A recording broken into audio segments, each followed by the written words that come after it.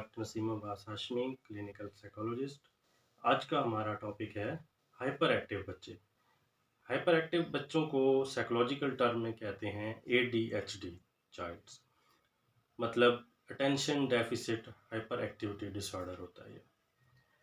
ये होता कब है और किस उम्र में पता चलता है? ये अर्ली एज में पता नहीं चलता, क्योंकि उस वक्त बच्चे के अंदर कोई इतनी सिम्टम नहीं होती।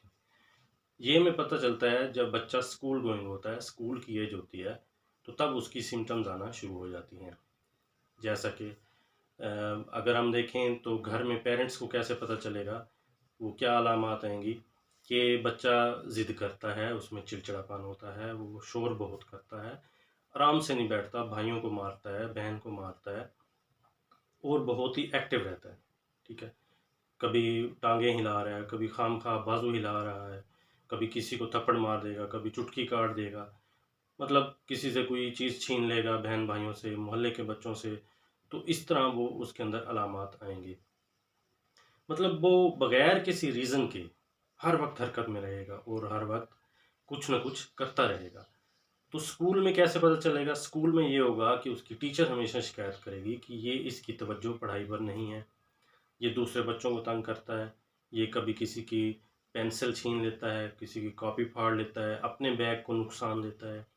ठीक है, बच्चों के साथ लड़ता है, उनको मारता है और अपने लेक्चर पर तवज्जो नहीं होती और कुछ भी याद करके नहीं आता। ठीक है, इस तरह हमें स्कूल में इसकी जो है ये वाली अलामात मिलेंगी। इसके अलावा कौन सी अलामात होती हैं जो हमें देखने में मिलती हैं कि उसका जो है कंसंट्रेशन किसी चीज़ पर नहीं होती। मतलब वो किसी की बात को फॉलो नहीं करता, सुनता ही नहीं है। उसको चाहे पेरेंट्स समझाएं, चाहे टीचर्स समझाएं, तो वो समझने वाली बात उसमें नहीं होती। किसी की हिदायत को फॉलो नहीं करता, कोई इंस्ट्रक्शंस दें उसको, तो वो उस पर बिल्कुल नहीं अमल करेगा, वो उल्टा उसके खिलाफ ही चलेगा। ठीक है, उसके अंदर बोलने की जो होती है वो फ्रीक्वेंसी ज़्यादा होती है, खामखा ऐसे लटर बटर बोलते रहना, कभी कोई अल्फाज कभी कोई अल्फाज, जिसे कहते हैं फजूल किस्म का बोलना। ठीक है, तो इस तरह की जो अलामात होती हैं वो हमें शो करेंगी कि आपका बच्चा जो है वो हाइपर एक्टिविटी की तरफ जा रहा है। इसके अलावा भूल जाता है, मतलब वो उसको जो भी बात समझाई जाए, जो जो उसको काम दिया जाए, उसका टास्क होता है जो डेली का, वो भूल जाएगा, अपनी तमाम एक्टिविटीज़ भूल जाता है। उसको शाम को ये भी याद नहीं होता कि मैंने सुबह क्या खाया है, सुबह मैंने क्या पढ़ा है, मतलब उसको हर चीज़ तकरीबन भूल जाती है, मतलब उसकी मेमोरी बहुत शॉर्ट हो जाती है।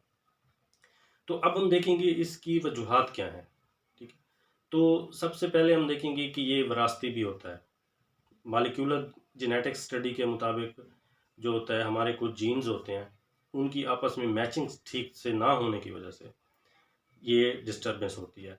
ठीक है, और हमारा जो न्यूरोट्रांसमीटर है उसमें डोपामीन का लेवल बढ़ जाता है, जिसकी वजह से बच्चा हाइपर एक्टिव हो जाता है।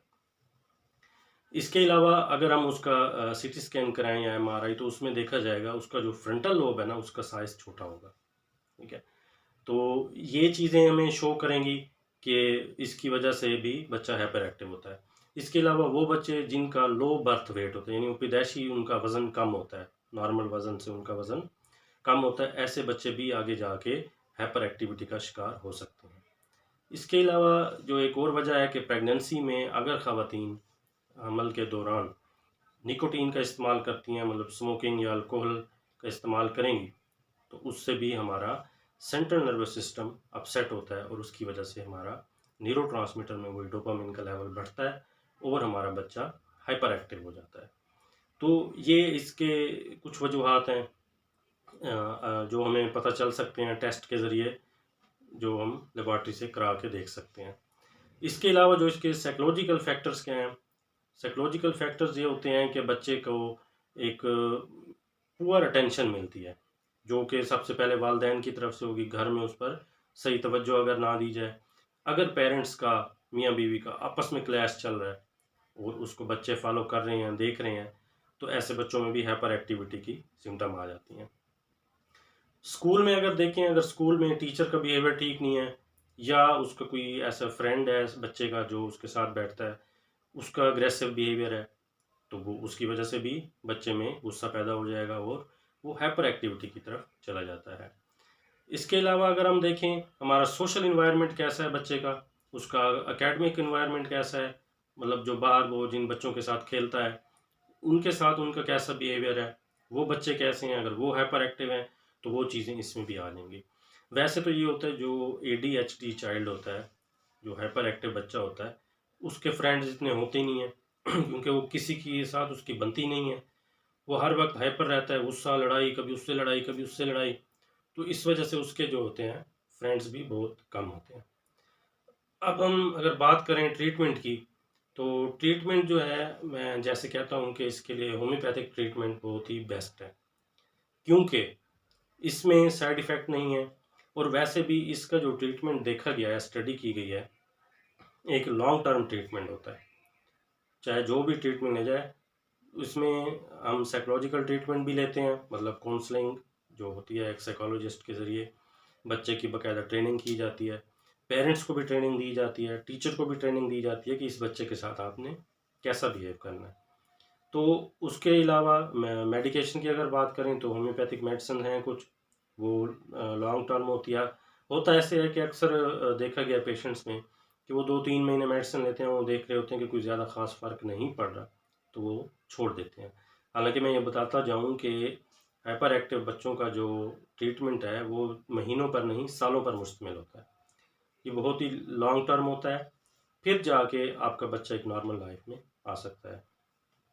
कुछ मेडिसिन हैं जो होम्योपैथिक में ज़्यादातर इस्तेमाल कराई जाती हैं। ये मेडिसिन आपने खुद इस्तेमाल नहीं करनी, बल्कि अपने होम्यो कंसल्टेंट के मशवरे से इनको इनकी डोज सिलेक्ट करेंगे, वो आपको बताएंगे कि ये कैसे इस्तेमाल करनी है। जो उनमें से जो ज़्यादा इस्तेमाल होने वाली मेडिसिन हैं उसमें कैमोमिला है, बेलाडोना है, सट्रामोनियम है, अगैरिकस है, ब्रेटाकार्ब है। ये मेडिसिन इसमें ज़्यादा इस्तेमाल आती हैं, और इसके अलावा और मेडिसिन भी हैं, लेकिन ये आपने अपने होम्यो कंसल्टेंट से मशवरा करके और इसकी साइकोलॉजिस्ट से काउंसलिंग और साइकोथेरेपी जो ट्रेनिंग होती है वो भी लाजमी लेनी है, क्योंकि मेडिकेशन के साथ वो भी बहुत ज़रूरी है। तो इंशाल्लाह आप इसको समझ गए होंगे, और इस हिदायत पर अमल करके आप अपने बच्चे को नॉर्मल लाइफ में ला सकते हैं। शुक्रिया, अल्लाह हाफ़िज़।